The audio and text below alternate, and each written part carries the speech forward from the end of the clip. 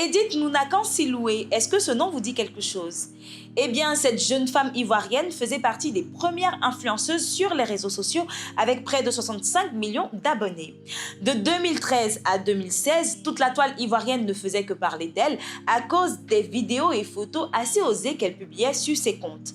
En 2016, l'on apprenait sur la toile qu'elle avait décidé de se consacrer au christianisme, chose qui avait étonné plusieurs personnes. Elle avait même créé un compte Facebook sur lequel elle passait des messages d'évangélisation. Malgré ses explications lors de ces différents directs, plusieurs questions ont été posées. La principale était la véritable raison pour laquelle elle a décidé de revenir à son ancienne vie. Bonsoir Edith, bienvenue dans les locaux d'Insta Vidéo. Nous sommes vraiment ravis de vous avoir ici aujourd'hui. Pour ceux qui n'ont pas connu Edith Nounakan Siloué, est-ce que tu peux nous dire qui c'est, s'il te plaît?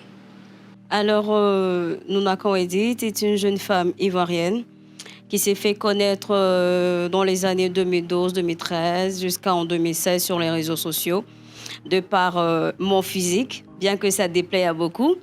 Et j'ai été aussi manager de certains artistes que j'ai aidé à faire connaître dans le milieu. Et aujourd'hui, après plusieurs années d'absence, je reviens continuer le travail là où je l'ai laissé. Alors pourquoi est-ce que les gens avaient peur en fait de se frotter à toi? Les réseaux sociaux, c'est un game comme on le dit. Voilà, c'est un game où chacun doit monter sur une hauteur. Donc moi, j'étais sur ma hauteur. Et c'est ce qui effrayait certains. Alors, à un moment, on a vu que tu avais disparu des réseaux sociaux. Du coup, on va parler un peu de cette période, on va dire un peu triste de ta vie. Oui. Donc, pourquoi est-ce que tu as décidé de te convertir? Alors, décider de me convertir n'est pas le mot parce que j'ai toujours été chrétienne. Ma mère m'a appris les valeurs religieuses du christianisme. Mais il faut comprendre que lorsqu'on grandit et qu'on arrive à un certain âge, on a envie de goûter à tout et de connaître beaucoup de choses. C'est de là que je vais dire que je me suis séparée de par la prière, de par la méditation. Mais voilà, j'ai toujours reconnu que le Seigneur Jésus-Christ est mon Dieu. Dans une vidéo, tu avais expliqué en fait qu'il y a eu un truc qui s'est passé une nuit. Oui. Voilà, donc je voulais un peu qu'on revienne sur cette phase-là, que tu nous expliques un peu ce qui s'est passé pour que tu puisses abandonner celle que tu étais. Tu étais la star des réseaux sociaux. Oui. Du coup, que tu abandonnes tes millions d'abonnés pour vivre une autre vie en fait. Donc je voulais un peu que tu nous expliques ce qui s'est passé cette nuit-là. Alors, c'est quelque chose sur laquelle je n'aime pas revenir, mais je vais l'accorder. Vous savez, à un moment, Dieu a besoin de retirer son enfant de quelque part pour lui communiquer ses valeurs, pour lui communiquer ses principes. Et la méthode que Dieu utilise, nul ne peut la connaître. Cela dépend pleinement de son vouloir et de son pouvoir. Je dirais que j'étais dans un déni profond, si je peux l'appeler comme ça. J'étais dans une dépression à outrance. Jusqu'à aujourd'hui, je me pose encore la question si c'était de la réalité ou si c'était le fruit de mon imagination. Parce que d'autres l'ont commenté comme j'étais devenue folle. Pour moi, c'était quelque chose de réel qui s'est passé. Ok, j'ai dit dans les vidéos précédentes que j'ai vu des êtres étranges apparaître dans ma maison, apparaître sur le mur, se rapprocher de moi. Et c'est quelque chose que j'ai senti physiquement, c'était pas en dormant. Donc oui, sur le coup de la peur, je me suis dit, la seule personne qui peut m'aider, c'est Jésus-Christ. Si je n'étais pas croyante, si je ne croyais pas en lui en ce moment, j'aurais jamais dit que la seule personne qui peut m'aider, c'est lui. Alors j'ai eu recours à lui. Pourquoi? Parce que je crois déjà en lui depuis longtemps. Mais je m'étais éloignée pour pouvoir vivre la vie, c'est ça. Alors là, tu es allée dans une église. Est-ce que cette église a pu t'aider en fait? L'église a pu m'aider. Je ne dirais pas le contraire, mais je m'attelle à dire toujours que ma communion avec le Seigneur, comment est-ce que je l'ai rencontré véritablement? Ça a été moi uniquement avec lui dans ma chambre. L'église, c'est pas les bâtiments que nous voyons. C'est pas ces personnes-là qui sont regroupées à l'intérieur qui sont l'église. Toi, tu es l'église, moi, je suis l'église parce que je porte en moi le temple du Saint-Esprit. J'ai eu des communions fraternelles. Certains m'ont fait du bien, certaines m'ont fait encore plus de mal. Mais je reviens aujourd'hui avec plus de force parce que j'ai bâti une intimité véritable dans le secret. Qu'est-ce qui t'a poussé en fait à revenir sur les réseaux sociaux? D'abord, quand je suis arrivée dans l'église, peinée, triste, déboussolée, en dépression. Je ne calculais plus mes mouvements. Donc, quand je me retrouvais devant un homme de Dieu qui me disait « Dieu dit », j'obéissais. Dieu dit, j'obéissais. Je n'attendais même pas de savoir est-ce que c'est vraiment Dieu qui parlait? Parce que moi-même, je n'avais pas cette intimité-là. Donc, pourquoi contredire le pasteur? Il faut exécuter. Donc, j'ai exécuté, jusqu'à arriver à un moment où il a commencé à avoir beaucoup de frustration. Et dans ce moment-là, j'ai dit, OK, moi-même, je vais rentrer dans le secret et je vais chercher mon Dieu. Et c'est comme ça que s'en est suivi des semaines, des mois de jeûne et de prière. Aujourd'hui, les gens, ils peuvent dire tout ce qu'ils peuvent dire. Mais moi, je jeûnais pendant des 14 jours, pendant des 21 jours sans manger pour chercher Dieu. Aujourd'hui, je reviens avec une force qu'ils ne peuvent pas comprendre. Pourquoi avoir décidé d'expliquer cette histoire-là à tous tes abonnés? Si je viens, moi, Nouna, quand je fais ma vidéo, il n'y a personne qui me porte, il n'y a personne qui me booste. Je serai toujours, je serai toujours à plat. Mais lorsque les abonnés viennent, ils te montent, ils te boostent. Quand ils commencent à remarquer des changements, ils commencent à bouder. Donc, quand un matin, ils se lèvent et qu'ils voient que j'ai créé un nouveau profil sur lequel je reviens comme la personne, on va dire pas comme la personne, je reviens en tant que moi-même, Nounakan, ils commencent à se poser des questions. Et du coup, sur chaque post que je faisais, 80% des questions, c'était ça. 80% des questions, c'était ça. Alors, j'ai décidé, avec des conseils de plusieurs aînés à moi, j'ai décidé de leur parler.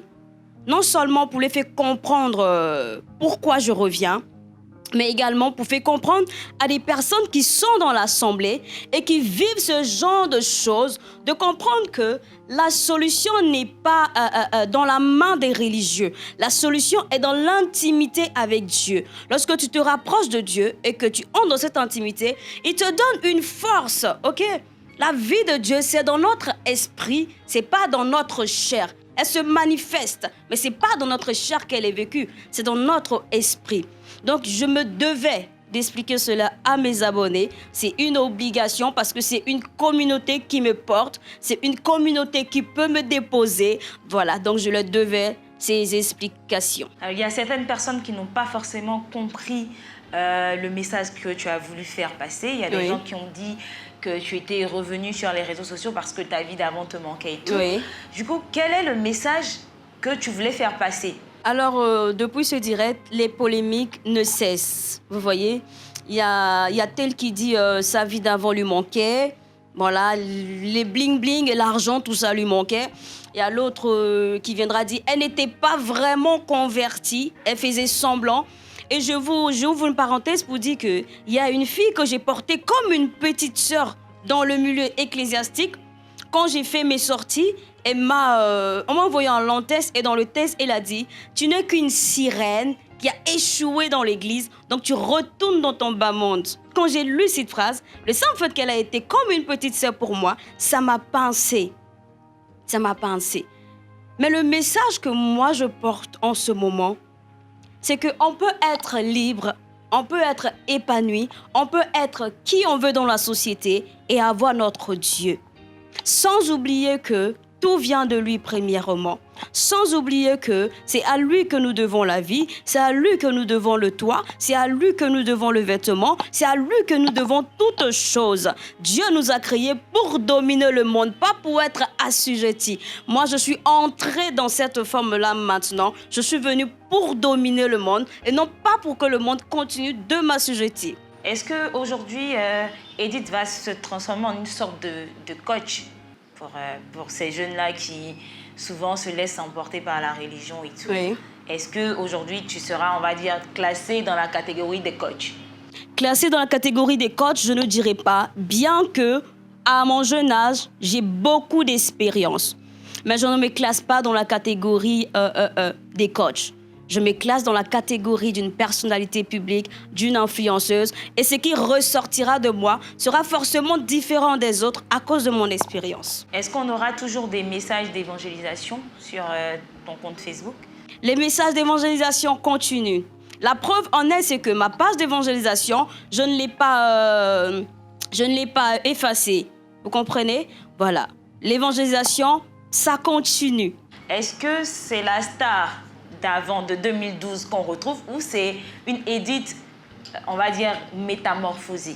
Vous-même voyez, il y a des années qui sont passées, c'est pas moins de, je sais pas, 5, 6 ans, 5 ans au moins.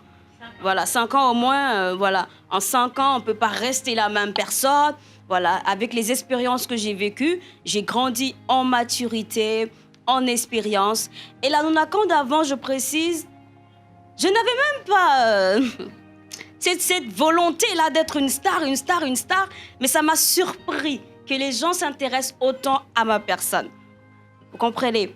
Donc, il y a eu beaucoup de cafouillage, il y a eu beaucoup de laisser-aller. Mais aujourd'hui, je suis une femme affirmée. Donc, c'est pas du tout pareil. Ça peut pas être pareil. Franchement, quand je te regarde, tu dégages quelque chose, tu dégages cette confiance-là que beaucoup de personnes n'ont pas. Du coup, où est-ce que tu puises l'énergie, cette force-là, en fait? Ça s'appelle la force du lion.